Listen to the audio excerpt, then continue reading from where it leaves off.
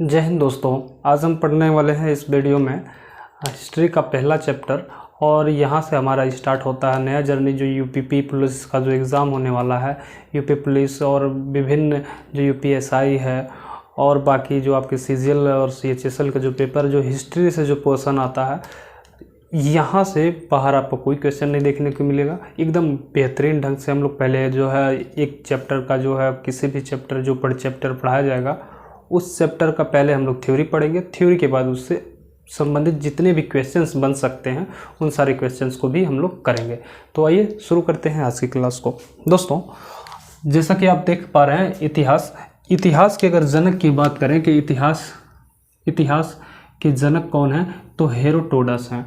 Herodotus का जो जन्म हुआ था वो 484 BC में हुआ था, यानी ईसा पूर्व में, और 425 ईस्वी में इनकी क्या हो गई थी तो इनकी मृत्यु हो गई थी। ठीक है, इनकी मृत्यु कब हो गई थी 450 ईस्वी में। और ये जो 484 है ये इनके जन्म का समय है। तो ये दो चीज़ें आपको याद रखनी है। ठीक है, इतिहास के जनक कौन है तो हेरोडोटस है। उनका जन्म 484 में हुआ था और मृत्यु 425 ईसा पूर्व में हुआ था। ये डेट जो है नहीं उतना इम्पोर्टेंट है, लेकिन ये नाम इम्पोर्टेंट है, इसको आप याद रखिएगा। उसके बाद है साक्ष्य जो होता है कि इतिहास के जो साक्ष्य मिले वो साक्ष्य कौन कौन से और किन साक्ष्यों के आधार पर इतिहास का जो है लेखा जोखा रखा जाता है। देखिए, तो साक्ष्य क्या था तो साक्ष्य जो इतिहास होता है वो अभिलेख के माध्यम से या तो सिक्कों के माध्यम से या स्मारक के माध्यम से, यानी उस समय का काल क्रम हम कैसे पता करते हैं। कोई उस समय का कोई अभिलेख हो, कोई लिखा, चाहे स्तंभ लेख हो, चाहे जो है शिलालेख हो, बहुत सारे लेख होते हैं। अभिलेखों से उस शासन व्यवस्था के उस काल के जो हैं आपके सिक्कों के से या स्मारक से आदि से हम इससे पता कर सकते हैं। आइए अभिलेखों के बारे में कुछ इम्पोर्टेंट बातें हैं। अभिलेख को हम पूरा लेख शास्त्र के अंतर्गत पढ़ते हैं। जो हमारा अभिलेख होता है, यानी जो अभिलेख जो लिखा गया है, अभिलेख कई प्रकार के हैं।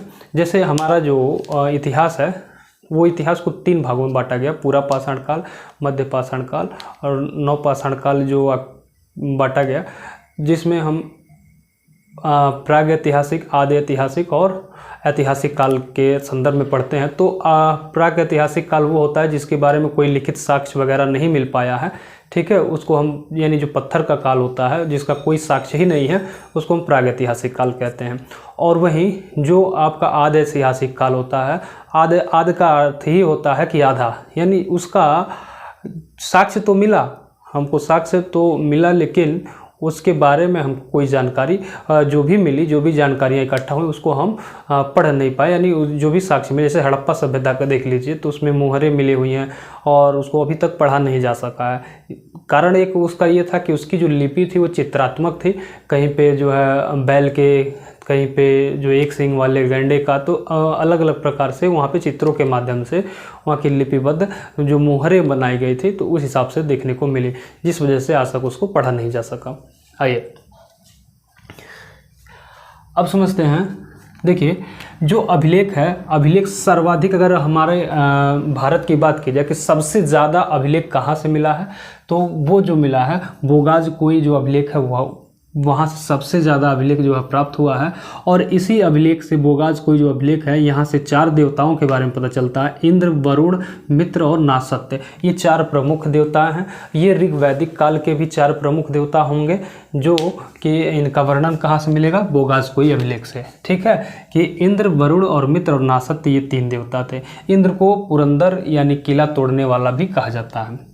तिथि के, यानी जो तिथियों का अध्ययन करते हैं, ठीक है, जो तिथियों का अध्ययन करते हैं उसको हम पूरा लिपि शास्त्र या पेलियोग्राफी कहते हैं। और वहीं जो अभिलेख का अध्ययन करते हैं उनको हम एपिग्राफी कहते हैं। यानी एपिग्राफी वो होता है जो अभिलेखों का अध्ययन करते हैं, उनको हम एपिग्राफिक बोलते हैं। ठीक है, सिक्कों की बात करें तो जो सिक्के का जो साक्ष्य मिलता है, इसमें सोने के जो सिक्के हैं, सोने के चले, कांच के सिक्के चले और बहुत सारे जो है सिक्के चले। ठीक है, चांदी के बहुत सारे सिक्के चले उसमें। तो ये जो सिक्के, चमड़े के भी सिक्के चले, तो इसमें सबसे महत्वपूर्ण जो सिक्का था सोने का सिक्का। सोने का सिक्का जो है मौर्य जो उत्तर मौर्य काल था उसमें भी चला, लेकिन सर्वाधिक सोने के सिक्के का अगर प्रयोग किया गया तो वो गुप्तकालीन में किया गया, यानी गुप्त काल के समय में सर्वाधिक सिक्कों का प्रयोग किया गया।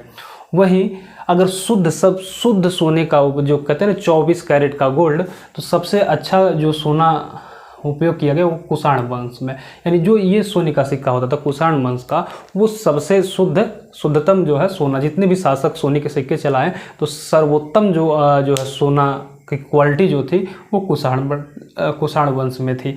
और वहीं जो सबसे ज़्यादा सोने के सिक्के जिसने चलवाए वो गुप्त काल में चला था।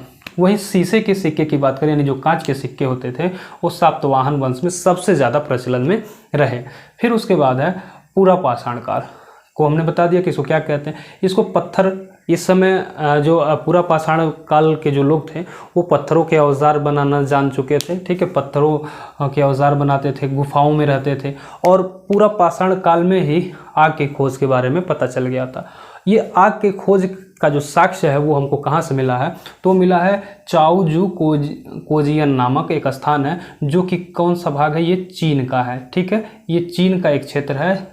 चाओजू कोजियन नाम से ये स्पष्ट है कि चाइना का एक शब्द है ये सब, ठीक है। तो चाओजू कोजिन एक स्थान है जहाँ पे आग जलाने का प्रथम साक्ष्य मिला, और यहीं से जो है साक्ष्य मिला कि उनको आग का ज्ञान था, ठीक है। वहीं देखिए पत्थर जो था, जो पत्थरों के जो औजार होते थे, वो जो औजारों को, जो पत्थर के औजारों को प्रयोग करते थे, उनको हम होमो इरेक्टस कहते थे। क्या कहते थे? होमो इरेक्टस कहते थे, जो पत्थरों के औजार का प्रयोग करते थे। यानी पत्थरों के औजार के प्रयोगकर्ता को क्या कहा जाता था, तो होमो इरेक्टस कहा जाता था। वहीं इसमें जो हमारा पूरा पाषाण का था, इसमें दो प्रसिद्ध संस्कृतियां भी साक्ष्य में आई कि दो प्रसिद्ध संस्कृतियां थी। क्या थी? पहला जो हमारे संस्कृति था वो था चॉपिंग। ये पेबनुल संस्कृति संबंधित किससे था? सोहन नदी से, इसलिए इसको सोहन संस्कृति भी कहा जाता था। वही जो है हैंड एक्स जो एक संस्कृति थी या पद्धति थी, वो जो कि वर्तमान में जो मद्रास का क्षेत्र है और आधुनिक क्षेत्र जो जिसको कहा जाता है चेन्नई, अब ये चेन्नई हो गया, पहले मद्रास का जो क्षेत्र था, ठीक है, तो उसको क्या कहते हैं, हैंड एक्स संस्कृति यहाँ पे आई थी, जो कि बदनदुराई और अतरीपक्कम जो स्थान था, यहाँ पे इन दोनों स्थानों पे ये संस्कृति प्रचलित थी।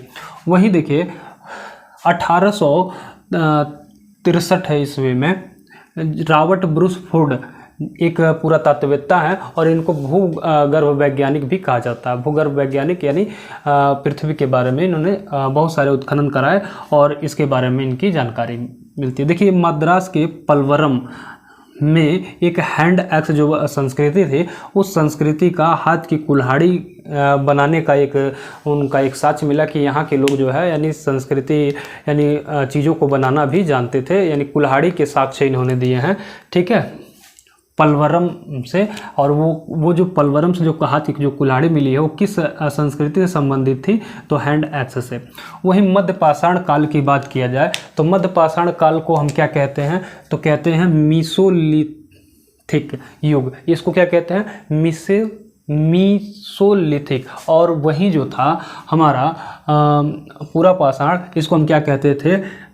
पीलियोलिथिक युग। यानी पूरा पाषाण को हम कहते हैं पीलियोलिथिक, मध्य पाषाण काल को कहते हैं मीसोलिथिक, और नव पाषाण काल जो होता है, नव पाषाण काल को हम कहते हैं क्या?